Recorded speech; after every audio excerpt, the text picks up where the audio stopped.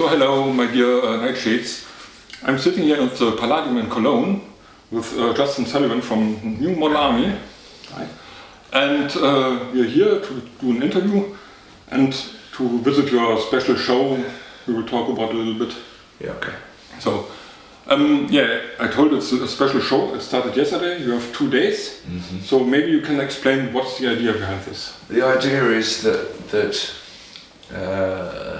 we played 2 sets last night and we played 2 different sets tonight, and it just allows us to play a lot of different songs. So over the 2 nights I think we play about 65 songs.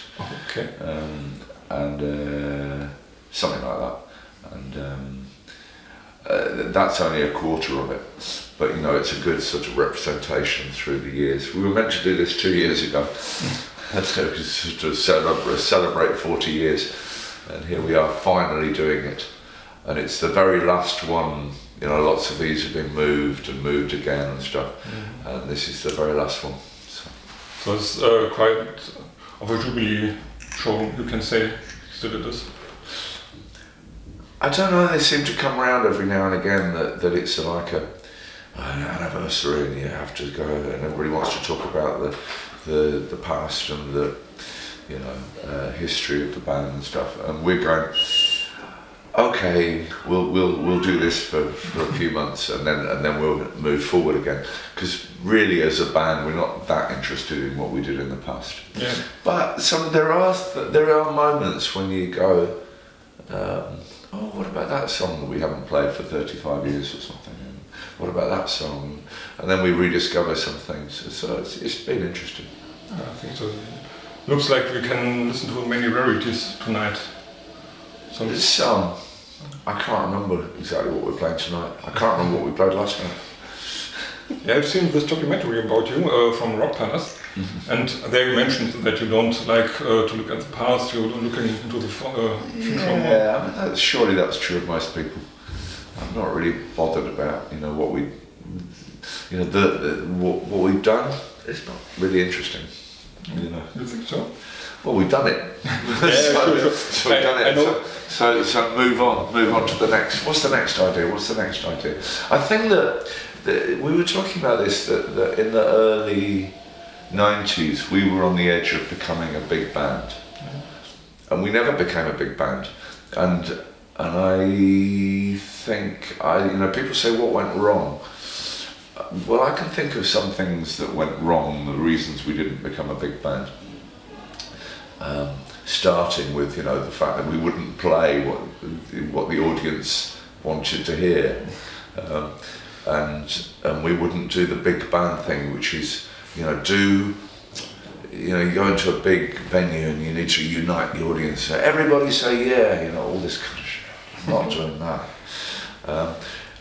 In our hearts we're just a punk band, but we're interested in music and creativity, and we've gone create our own thing, go our own way. As soon as someone finds a box to put us in, the first thing we want to do is jump out of it. So we're always interested in what's the next project. We've got some ideas, we've always got ideas, and that's what we're interested in. That's what keeps us going. The next thing. That's good. I like this idea of jumping out of the box you put in, because I'm a guy going to a punk concert in a gothic outfit, to a goth concert in a metal outfit and stuff like that. It was always like this. But you say you are not a big band. From my perspective, I think it's a kind of perspective, I would say, rather big. Not like Metallica, for example, but many people look up to you, many people mention you as influence, for example. That's very nice. We don't. We basically don't think about it. Okay. It's not something we. When you start, there is this idea. Everybody when they're young, they're ambitious. So, and we would start playing in a room and making music, and got an idea, and we used to talk about making it. And there is this line, and when you talk about making it, the line that you mean is making a living from it. So you don't have to have a day job. that is a big line for musicians starting. You dream of the moment that you can make a living from it. And we crossed that line in 1984, 1985. And after that, it really doesn't matter, where you are in the charts or how much money you're making, or these things really don't matter. The thing is, you're able to make a living from what you're making, and that is just the privilege and a wonderful situation to be. After that, we don't care. There's food in the fridge. We have somewhere to live. We can make music. Yeah, sure.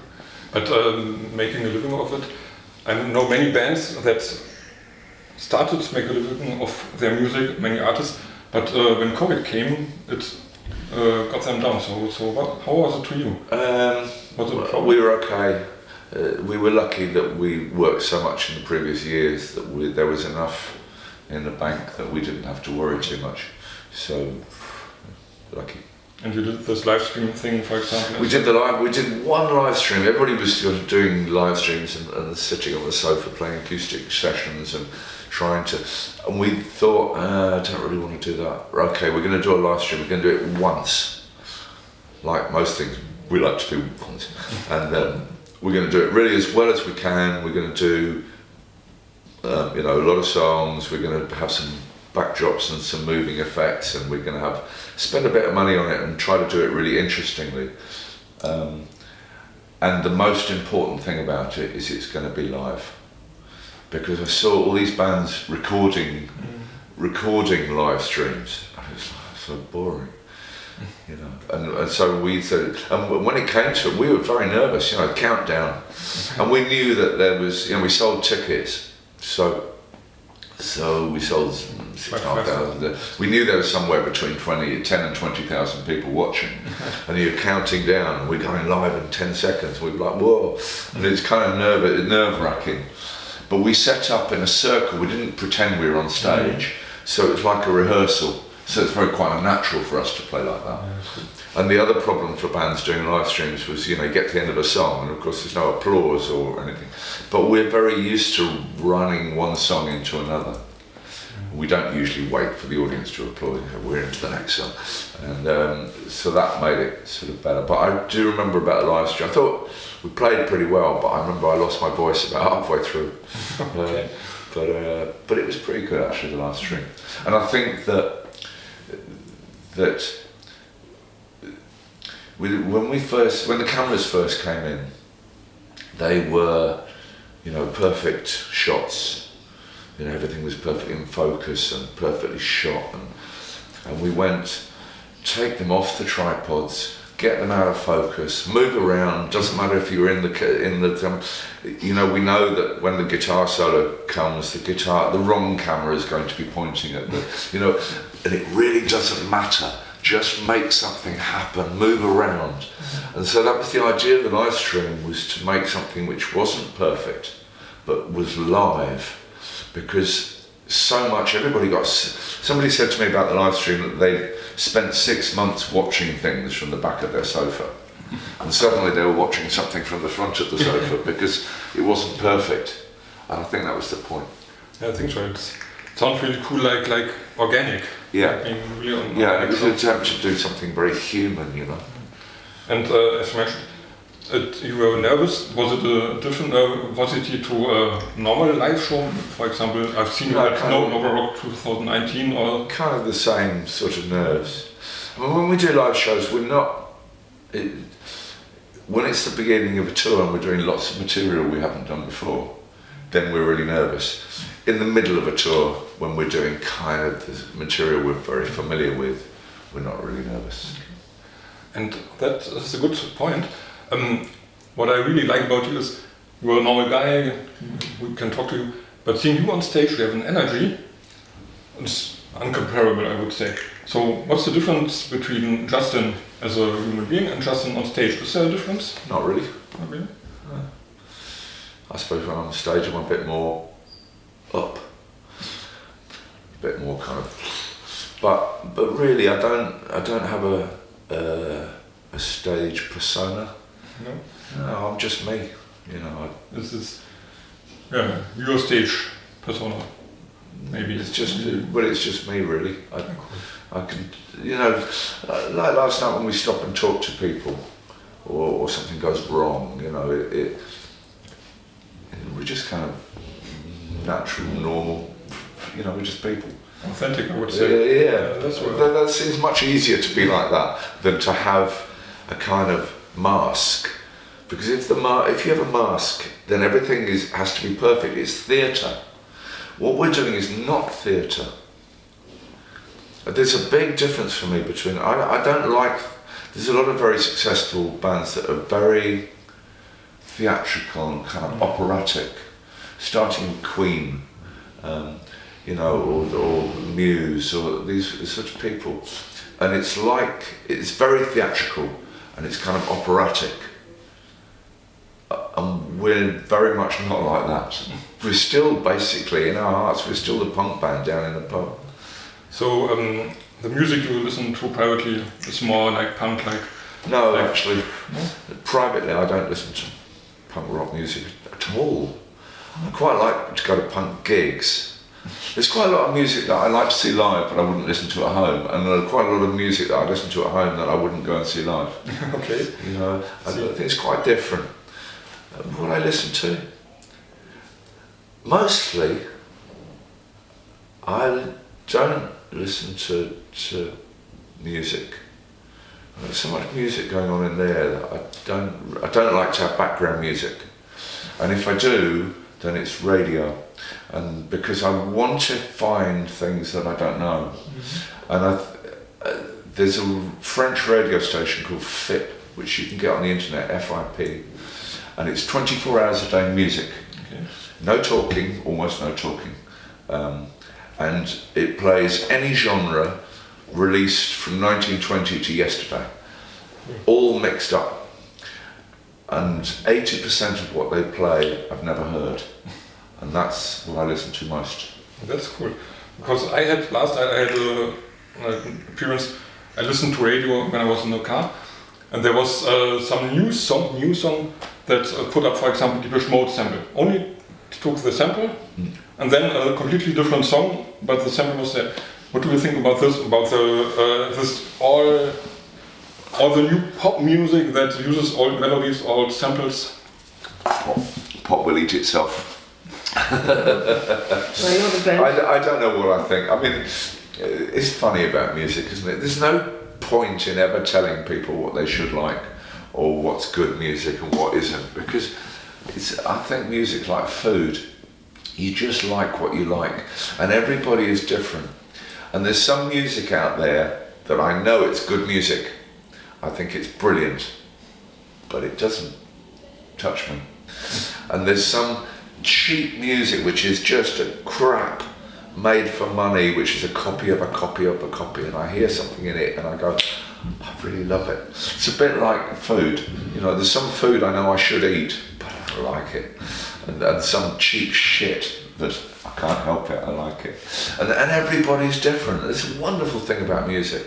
Everybody actually likes slightly different things. And it's why this thing of genres is really artificial. If you like this, you're like that. No, you're wrong. It's the music's much more powerful and sensitive than that. It doesn't. You can't make it into an algorithm. Yeah, sure. And if you do, you only copy other things, and you can't do something new, like you mentioned at the beginning.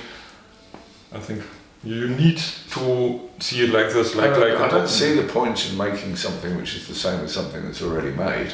I mean, there's no point. But obviously, at the same time, we are captives of everything we've ever heard. So we all bring. And one of the things about New Model Army is that we're all into different music. Outside of New Model Army, we all listen to very different things. We have different loves. And then we bring these different loves and different influences into New Model Army, and then we make something which is very much ours. Exactly what it is, difficult to say. You mentioned you don't like to look at the past, at the back, but maybe one memory of the 40 years you had. what was the biggest moment or the coolest moment or maybe something intense with the band?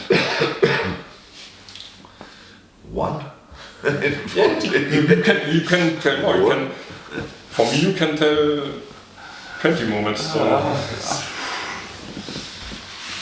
It's funny, they still come round. It's really strange how, you've played thousands of concerts, and there are these concerts that come round every now and again when all the stars are in the right place and something magic happens in the room, and you don't know what it is really, and you can't bottle it. You just play and you do your best, and then sometimes something really special happens. We had one just really recently on the tour in Strasbourg. No particular reason, just we played brilliantly, the audience were brilliant, everything about it was, and everybody that was there said that was special. Why was it special? Nobody really knows. It was special. It's something like that. They come round, they still come round, these special gigs you'll remember for the rest of your life. That sounds cool, yeah. And this is a standard question, I'd say, but to look at the future, what is coming? Is some new material coming out? Yeah, I mean, we're desperate to get on to the next thing, because we started writing the next New Model album last year, and we got a certain way into it. We've written some songs, and we wrote some more songs this year. So there's some basics of an album are written, but what we haven't had a chance to do is get in the studio, and play it together and explore this song. What's there? Okay, we'll change that bit, or that doesn't quite work. We'll change. Develop the songs before we get to recording. So, and then the problem is that if you want to release, we usually release albums at the end of the summer. But if you want to release an album at the end of the summer, you have to finish it in April because of the queues in the vinyl plants and promo and stuff. So we can't promise to finish the album by April. So I think next year we've just gone, after Cologne, it's blank. We have a few shows next year that, festivals and bits and pieces. But basically next year we're going to spend making a record. We've done a lot of writing. We're going to do some more writing, I'm sure. And we're really into it at the moment. The four of us are very tight. And maybe because, we were five and then suddenly we're four and we have to make it work. And to begin with, it was kind of difficult. And now it really works, I think. And we're eager to get on to the next project. But so the new songs are not ready to play, for example, tonight? No. Nothing? No, and the other problem is they're not ready to play, but also there is a problem playing new songs now. In the old days, you'd write songs, you'd play them for half a tour, and then you'd record them, which is actually good.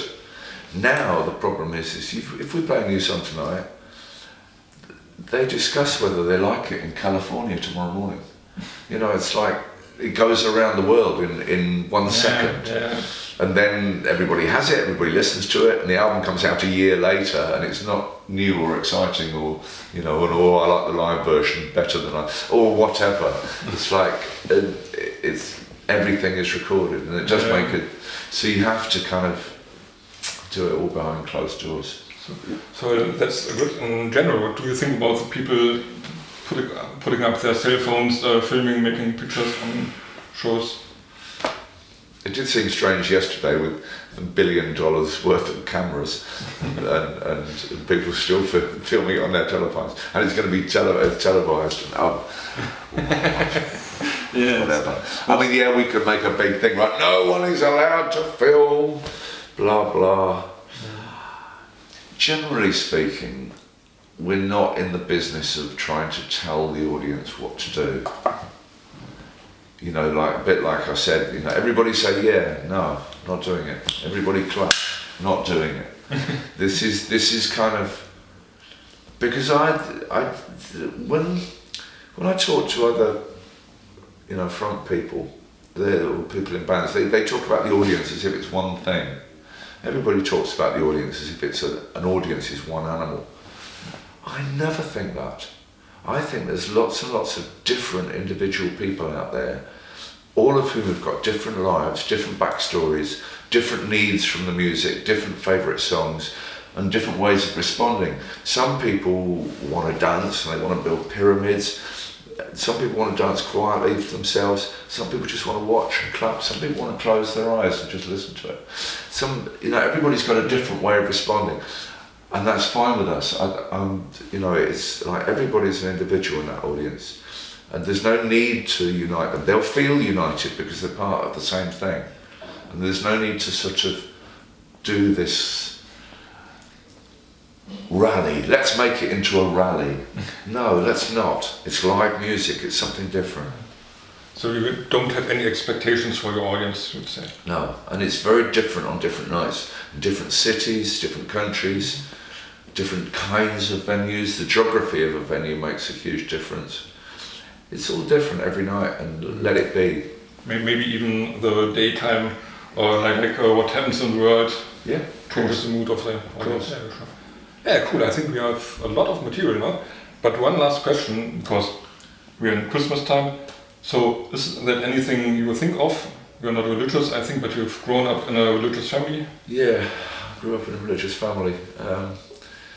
I've got a very big blood family, which is, I'm very lucky. There are a lot of people out there without big blood families, or there are lots of families with lots of ruptures in them, and I'm from a family without ruptures, and it's big, and we get on well, and so Christmas is a chance to see everybody, and that's nice for me. Yeah, great. So thank you. Thanks for the cool interview. Okay, was really fine. Cheers. And I'm looking forward to the show.